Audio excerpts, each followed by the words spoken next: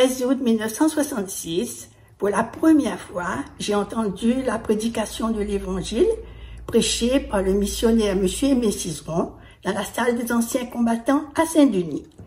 J'étais atteinte d'une maladie grave, incurable. Depuis 17 ans, je faisais des hémorragies. Je souffrais atrocement. Je ne dormais plus. Les médecins ne m'ont donné aucun espoir. Ils m'ont dit qu'ils avaient déjà fait tout ce qui était en leur pouvoir. J'étais dans une grande détresse. Je souffrais physiquement et aussi moralement. J'attendais la mort et avec désespoir, je pensais à mes petites filles qui n'auraient bientôt plus de maman. Ce 13 août 1966, j'ai écouté attentivement ce que Jésus avait fait quand il était sur la terre. J'ai entendu que Jésus était le même hier, aujourd'hui et éternellement. Au moment de la prière, j'ai dit « Seigneur, pardonne-moi, sauve-moi et vois ma souffrance et guéris-moi ». Le missionnaire, M. Aimé Cizeron, m'a imposé les mains au nom du Seigneur Jésus. Je suis rentrée à la maison, le cœur en paix. Ma souffrance et ma tristesse avaient disparu. J'ai ressenti une paix, une joie dans mon cœur que je n'avais jamais connue. Tout au long de ces 54 années que Dieu a rajouté à ma vie, dans les bons moments comme dans les mauvais jours, le Seigneur m'a soutenu, encouragé et gardé. Je le remercie de tout mon cœur pour sa grâce, son amour, sa miséricorde à mon égard. Et je le louerai toujours. Maintenant, je suis toujours en paix, même avec mon âge avancé. Je n'ai pas peur, je n'ai plus peur de la mort, car je sais en qui j'ai cru. Le Seigneur Jésus m'a sauvé.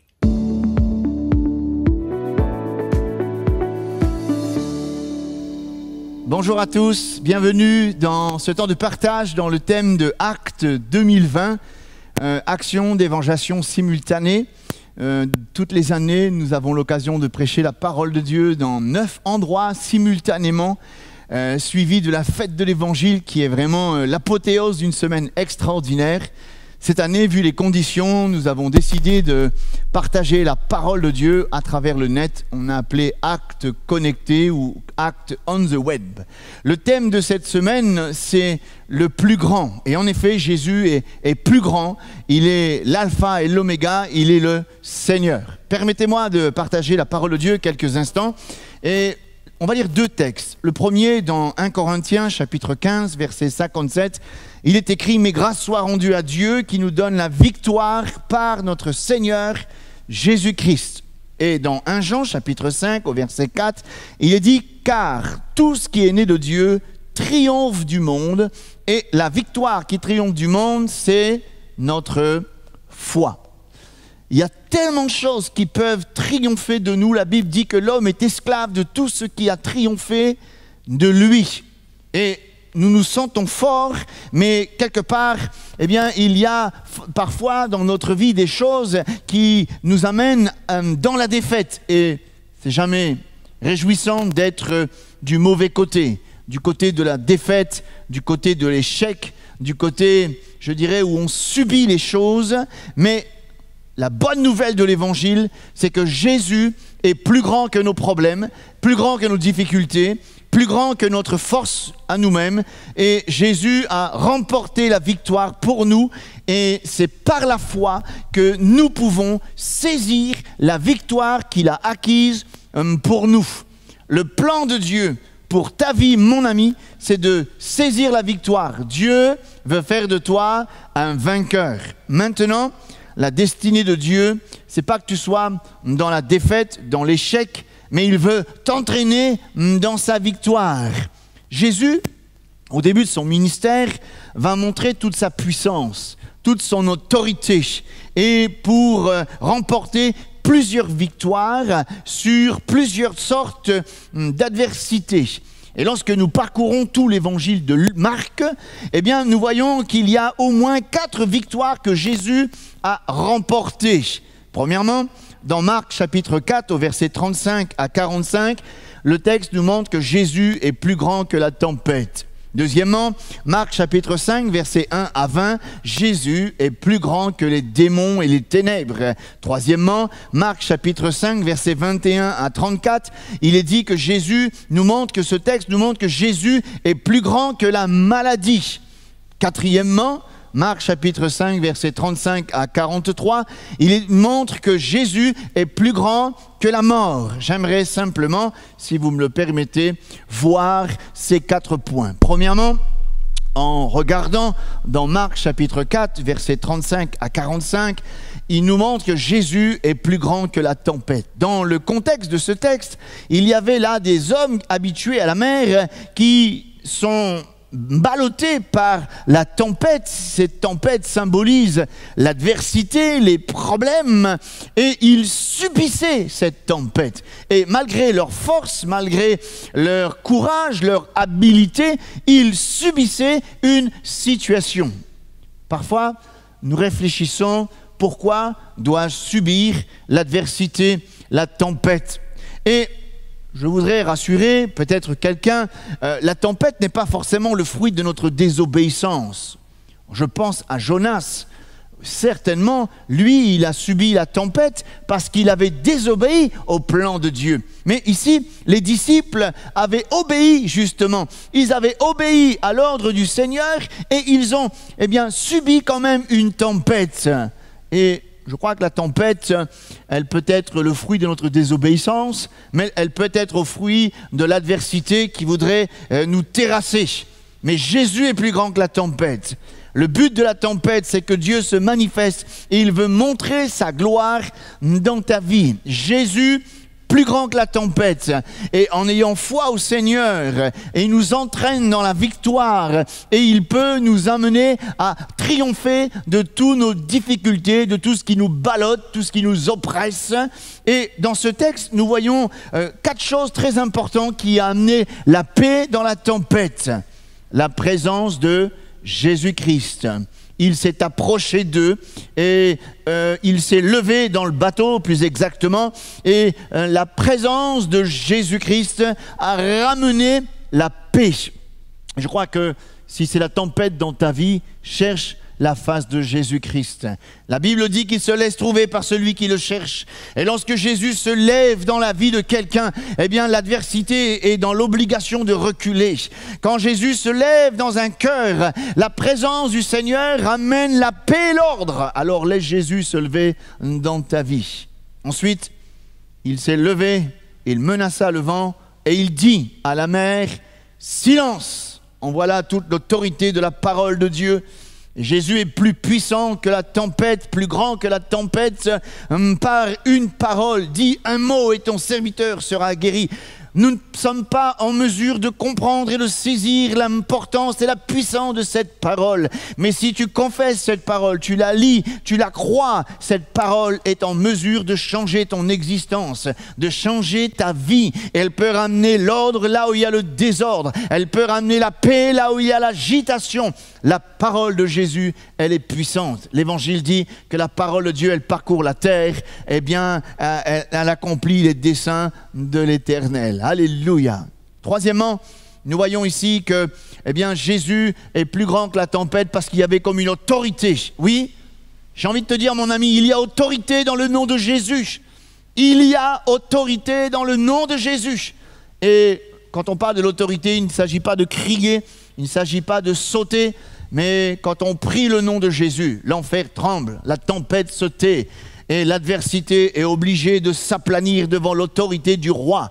Et lorsque tu pries, mon ami, je t'encourage à prier dans le nom de Jésus. Jésus lui-même a dit, tout ce que vous demanderez en mon nom, croyez que vous l'avez reçu et vous le verrez s'accomplir. Il y a un 4e point qui nous amène à confesser que Jésus est plus grand que la tempête, qu'il domine la tempête, l'accomplissement de ses promesses. Et il a dit à ses disciples, passons de l'autre bord. Il y avait une direction, c'était son plan. Et personne, aucun diable, aucune tempête, aucun adversaire peut empêcher le plan de Dieu de s'accomplir. Il leur a dit, passons de l'autre bord. La tempête ne pouvait pas empêcher le plan de Dieu de s'accomplir. Et si tu serres dans ton cœur la promesse de Dieu, elle s'accomplira. Et même si elle tarde, attends-la. Je crois, Ce soir, aujourd'hui, nous pouvons dire la foi nous donne de s'approcher, de s'approprier de la victoire de Jésus, parce que Jésus est plus grand que la tempête. Et il y a un élément très important ici pour saisir la victoire, c'est la foi. D'ailleurs, au verset 40, Jésus a dit « Comment n'avez-vous pas de foi ?» La foi nous permet de saisir la victoire en Jésus-Christ. Oui, je veux dire haut et fort que Jésus-Christ est plus grand que la tempête. Un peu plus loin, dans le chapitre 5, versets 1 à 20, il y a une histoire formidable d'un homme qui s'appelle l'homme de Gadara. Cet homme était possédé par plusieurs démons. Cet homme était lié. Personne ne pouvait se rendre maître de lui, quoique les hommes aient essayé de le dompter avec des chaînes. Et il était lié par ses actes, ses pensées. Il se faisait du mal, il faisait du mal aux autres. C'est le fruit des ténèbres, des démons. Et je crois que cet homme, par rapport à l'œuvre des ténèbres, avait perdu sa famille, a perdu sa maison. Il n'avait plus de vie sociale, il n'avait plus d'équilibre, il n'était plus maître de lui. C'est tout à fait l'œuvre du diable. Le diable, c'est le voleur. Le diable, c'est le destructeur. Ne sous-estimons pas l'œuvre du diable sans être parano, mais le pouvoir du malin, il est comme un lion rugissant, cherchant qui il va dévorer. Et il y a des portes qui ouvrent, il y a des choses qui ouvrent les portes à l'adversaire. C'est le péché, la divination, les choses occultes, les sciences occultes ouvrent les portes au pouvoir de l'adversaire. L'homme par lui-même est soumis, est dominé par les puissances des ténèbres et nous ne pouvons pas triompher de ces choses. Mais la bonne nouvelle de l'Évangile, c'est comme dit Colossiens 2,15, il a dépouillé les dominations et les autorités, il les a livrées publiquement en spectacle en triomphant d'elles par la croix. Et à la croix, Jésus a dépouillé l'autorité du diable. Il a vaincu. Les ténèbres peut-être t'environnent. Tu fais des cauchemars. Tu es plus maître de toi. Tu te sens oppressé, dominé. Mais je t'invite ce soir à venir à la croix, de t'approprier cette victoire de Jésus sur les ténèbres, parce que Jésus est plus grand que les ténèbres. Toi, tu n'es pas plus grand que les ténèbres. Mais Jésus est plus grand des ténèbres, parce qu'il est la véritable lumière. Et quand la lumière se lève, les ténèbres reculent. Et si Jésus, qui est la lumière du monde, se lève dans ta vie, eh bien les ténèbres seront obligées de reculer. Juste une petite parenthèse. Il y a dans ce texte et dans un autre texte où il parle de la même histoire, eh bien, il y avait là des porcs dans cette vallée, cette pente escarpée, et il y avait au moins 2000 porcs. Et pour le diable, un homme ne veut pas plus qu'un porc. Mais pour le Christ, eh bien, la valeur d'un homme, elle vaut bien plus que cela. C'est le prix de sa vie. Jésus est mort sur la croix pour montrer la valeur de ton âme. Il a du prix aux yeux de Dieu, ta vie, ton âme. Donc, même si tu es sous l'épaisse ténèbres, souviens-toi que Jésus est plus grand que les ténèbres. Troisièmement, en allant un peu plus loin, dans Marc chapitre 5, du verset 21 à verset 34, eh bien, il y a là une guérison extraordinaire qui nous montre que Jésus est plus grand que la maladie. Dans le contexte de ce texte, la fille de Jairus est malade à mourir. On dit, viens prier pour elle, elle va être guérie. Et chemin faisant, il y avait la foule qui suivait Jésus. Et on voit, c'est une femme à la perte de sang qui s'est faufilée et elle a touché le bord du vêtement de Jésus. Elle fut totalement guérie. Cette femme, elle avait une hémorragie. Elle perdait du sang. Et lorsqu'on perd beaucoup de sang, on perd la force, on perd cette vie. Elle est passée avec plusieurs médecins et il n'était pas plus grand que la maladie. Merci Seigneur pour la médecine. Nous prions pour la médecine. Nous prions que Dieu les aide dans ce contexte particulier. Mais reconnaissons avec humilité que parfois la médecine arrive à des limites. Mais Jésus est sans limite. La Bible dit qu'à la croix du calvaire, dans ses meurtrissures, nous sommes guéris de toutes nos maladies. Cette femme, dans son désespoir, est allée voir des médecins parallèles, la médecine parallèle.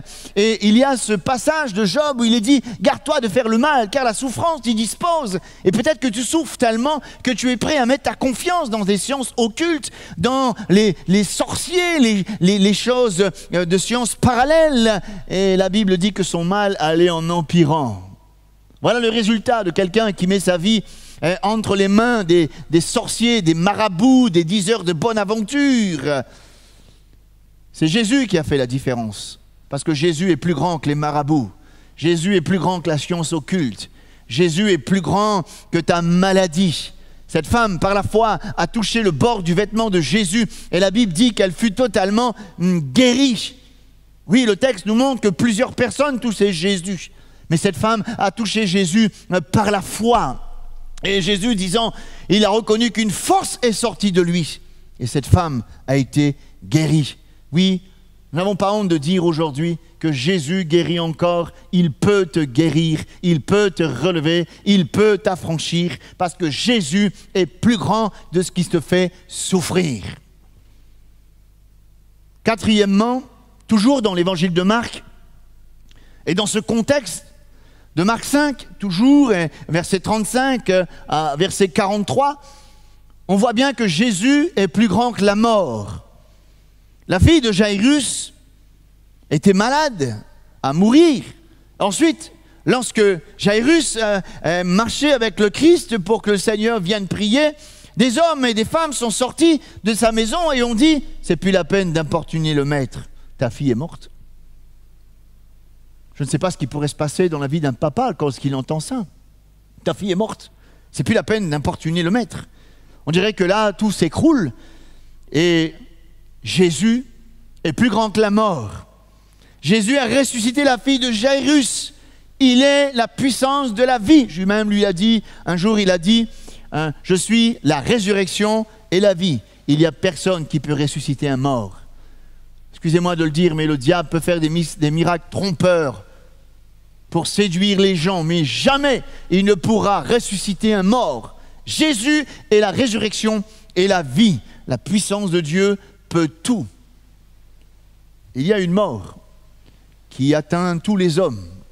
C'est le péché. La Bible dit que le salaire du péché, c'est la mort spirituelle, la séparation d'avec Dieu.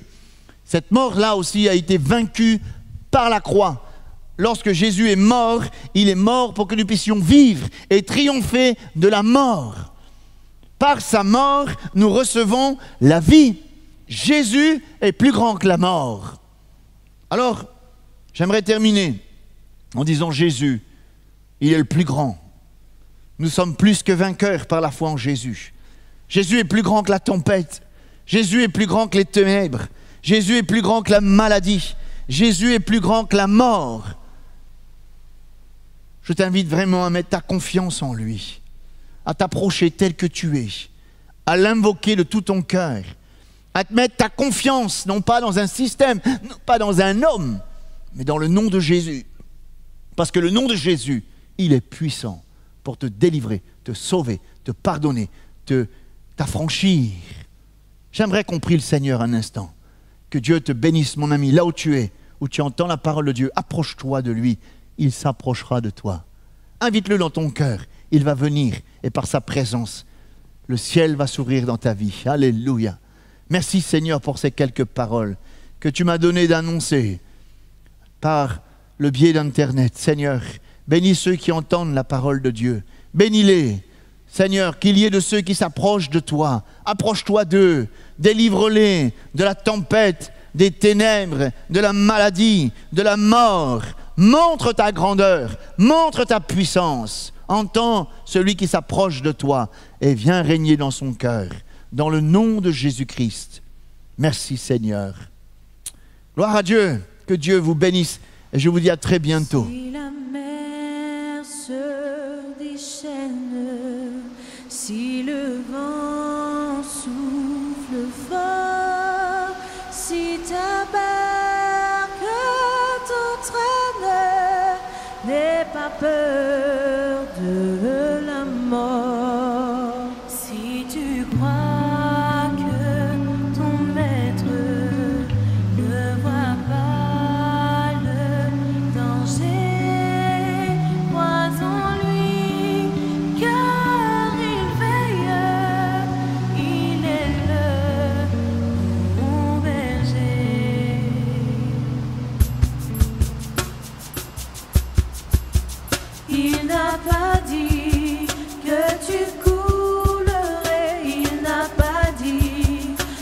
tu sombrerais, il a dit.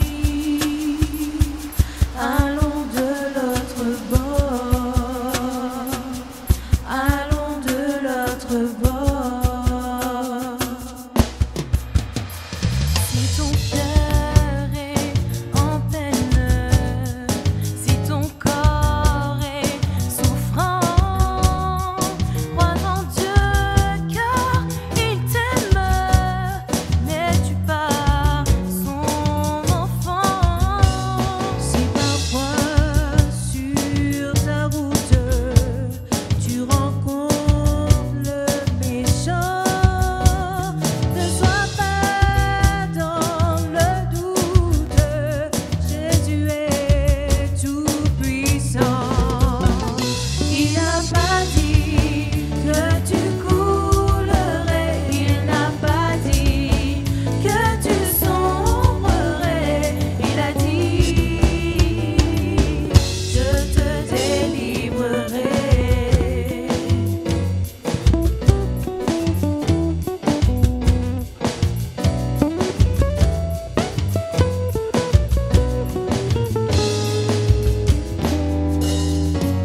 Si la mer se déchaîne, si le vent souffle fort, si ta barque t'entraîne, n'aie pas peur de la mort.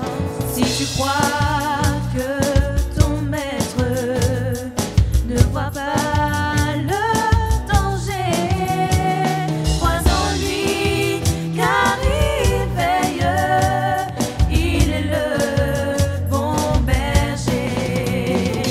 Il n'a pas dit que tu coulerais, il n'a pas dit que tu sombrerais, il a dit allons de l'autre bord.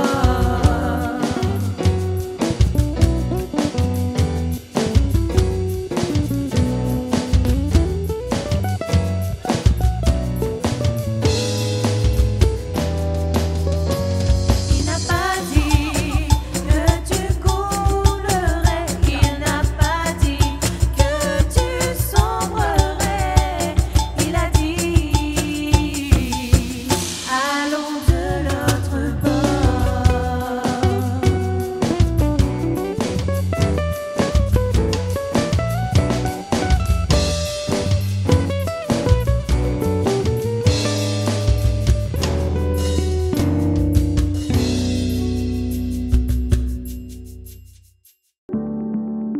Un renseignement? Une question? Un désir d'aller plus loin dans votre rencontre avec Dieu? Rendez-vous sur le site vie.re et posez directement vos questions. Que Dieu vous bénisse et à très bientôt sur vie.re.